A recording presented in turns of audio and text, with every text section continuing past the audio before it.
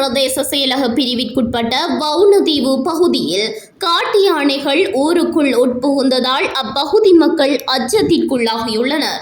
மட்டக்களப்பு மாந்தீவில் தங்கியிருக்கும் காட்டு யானைகள் வவுனதீவு, தாண்டியடி, கண்ணங்குடா ஆகிய பகுதிகளுக்குள் இரவு வேளையில் உட்புகுந்ததனால் அப்பகுதியில் மிகுந்த பதற்ற நிலை காணப்பட்டது.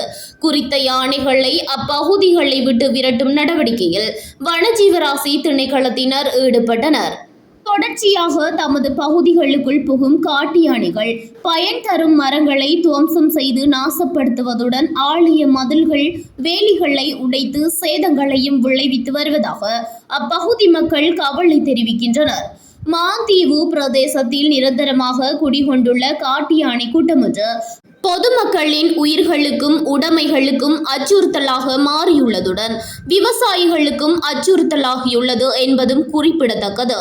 இது தொடர்பில் வனஜீவராசிகள் திணைக்களத்தினூடாக காட்டு யானைகளின் அழிவுகளிலிருந்து விவசாய செய்கைகளை பாதுகாக்க நடவடிக்கை மேற்கொள்ள வேண்டும் எனவும் அப்பகுதி மக்கள் கேட்டுக்கொள்கின்றனர்.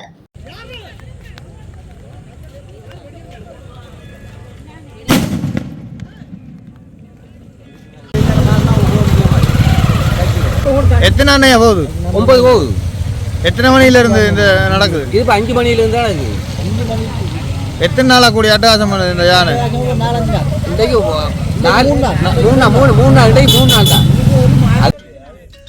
நாங்கள் எல்லாம் பார்க் பண்ணி போட்டு மிஷினையும் பார்க் பண்ணி போட்டு நெல்லையும் இதெல்லாம் கொட்டி போட்டு போயிட்டு திரும்பி வரும் பார்க்க போகிறோம். 4 யானை நின்று தின்னுது. உங்களுக்கு மாந்தீவில் இருந்தால் வந்தது. மாந்தீவில் இருந்தால் ஆத்தால நீந்தியாக இங்கே வந்தது.